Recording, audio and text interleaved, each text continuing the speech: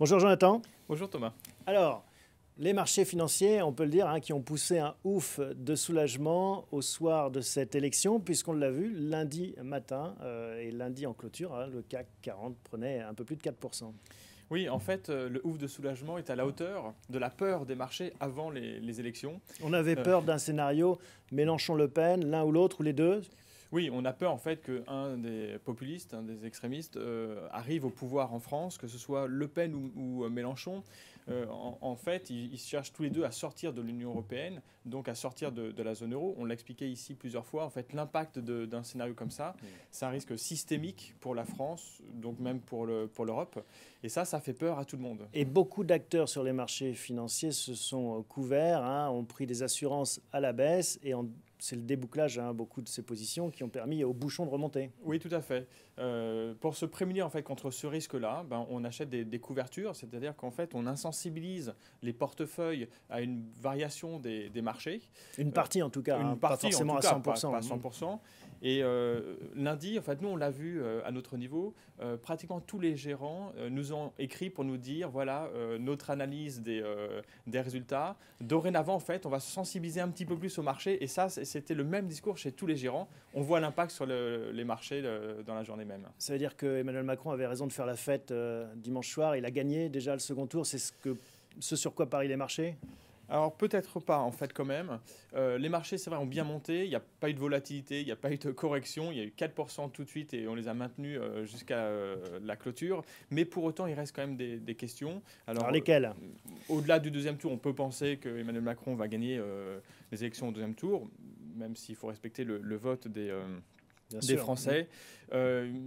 On rappelle, en fait, il y a les législatives qui interviennent rapidement, le 11 juin pour le premier tour, 18 juin pour le deuxième tour. Là, on peut se poser des questions. Quelle majorité on va avoir en fait à la suite de ces élections? Est-ce que c'est une majorité qui va conforter Emmanuel Macron? Est-ce que c'est une majorité qui va plutôt aller sur la droite avec les Républicains ou plutôt aller sur la gauche? Si on prend les scénarios, imaginons que Emmanuel Macron soit élu dimanche et ait sa majorité. C'est le meilleur des scénarios d'un point de vue financier. On ne parle pas politique dans cette émission, mais d'un point de vue financier, placement, oui.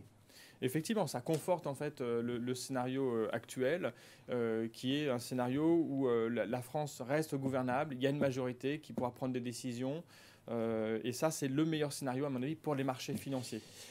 S'il n'a pas de majorité, s'il n'y a pas de majorité aux législatives, s'il est élu et qu'il n'a pas de majorité. On a écarté le scénario Marine Le Pen pour l'instant, on pourrait en dire un mot après, mais continuons sur Macron. Il est élu dimanche soir, enfin le 8 mai, ou le 7, je ne sais plus, et il n'a pas de majorité législative. Après, tout va dépendre. Il y a plusieurs scénarios possibles. Est-ce que c'est le Front National qui a une majorité? Est-ce que c'est Mélenchon, puisqu'ils sont tous les deux en gros à 20%, et les Républicains sont aussi à 20%. Donc, est-ce que c'est un des quatre qui ressort avec une majorité? Personne. Ou alors personne à la majorité, et donc Emmanuel Macron devra composer avec tantôt les Républicains, tantôt un groupe autour du PS. Faire des coalitions à l'allemande. Autour d'un programme à définir. Mais ça, en France, on ne l'a jamais connu. On ne sait pas comment ça fonctionne. On ne sait pas si les hommes politiques en France sont capables de gouverner le pays dans cet état-là. Donc là, on peut avoir des questions autour de ça. Et puis il y a un autre scénario, celui d'une cohabitation. La droite qui revient, un retour de flamme de la droite, qui aurait une majorité, qui imposerait tout de suite une cohabitation plus ou moins dure à Emmanuel Macron. Du point de vue des marchés, je pense que ce scénario fait moins peur, parce que là, il y a une cohabitation, certes, mais il y a un programme qui sera mis en place et qui sera dirigé par un Premier ministre, dans ce cas-là, qui sera issu des rangs des Républicains. Alors, si on vient à nos investisseurs, à nos marchés, on a vu cette hausse forte lundi. Bon, ça s'est calmé mardi. Où est-ce qu'on va maintenant? Comment est-ce que vous voyez la suite? Nous, on considère que le risque politique, en fait, a diminué d'un cran, ça c'est clair, en fait. Le risque de la bombe atomique a diminué. Donc, on n'aura pas, a priori, un populiste à l'Élysée le 7 mai. Mais il reste les législatives. Il reste ensuite d'autres échéances. Il y a l'Italie qui doit organiser un vote prochainement, d'ici le printemps 2018. Donc ça reste à voir. Est-ce que les populistes ne vont pas arriver au pouvoir en Italie? Les sondages sont un petit peu flous. Et on peut avoir des questions autour de ça. Donc on peut, l'inquiétude peut passer les Alpes et aller du côté de l'Italie. Mais ça, c'est pas pour tout de suite. Pour l'instant, je pense que les marchés vont continuer à progresser. Il y a un autre risque politique, à mon avis, dont on n'a pas parlé, On en avait parlé un petit peu avant les élections, mais c'est passé au second rang. C'est le risque plutôt du côté des États-Unis. À la suite, Donald en fait, la suite des élections, les marchés ont beaucoup monté sur la base de spéculation sur son programme, par anticipation en fait des conséquences positives de son programme sur l'économie américaine. Mais on voit qu'il a beaucoup de mal à mettre en place son programme. Et surtout, au-delà du risque politique, il y a un risque géopolitique actuellement avec la Corée du Nord et ces bruits de bottes. Et puis, effectivement, il y a un risque géopolitique autour de la Corée du Nord. Les bruits de bottes, ça ne fait jamais du bien à la bourse, même si selon moi, ce risque-là, il est à pondérer un petit peu quand même. Bon, qu'est-ce que vous voyez donc, une fois qu'on a pris en compte aussi ces risques, hein, tout n'est pas fini, qu'est-ce que vous prenez en compte pour la suite? Voilà, le ciel s'éclaircit, mais il n'est pas encore complètement bleu, hein. Les risques politiques, on l'a dit, sont encore un petit peu là. En dehors des risques politiques, par contre, lorsqu'on regarde les indicateurs économiques, on se rend compte que depuis quelques mois maintenant, les indicateurs sont bien orientés. Les indicateurs macroéconomiques notamment sont bien orientés. Il y a un point important, c'est que depuis de nombreuses années, on a les 3 grandes zones qui progressent de manière synchrone. Les États-Unis, l'Europe, les pays émergents, même si ce n'est pas une zone homogène, sont tous en fait en phase de reprise. La Chine est en phase de reprise.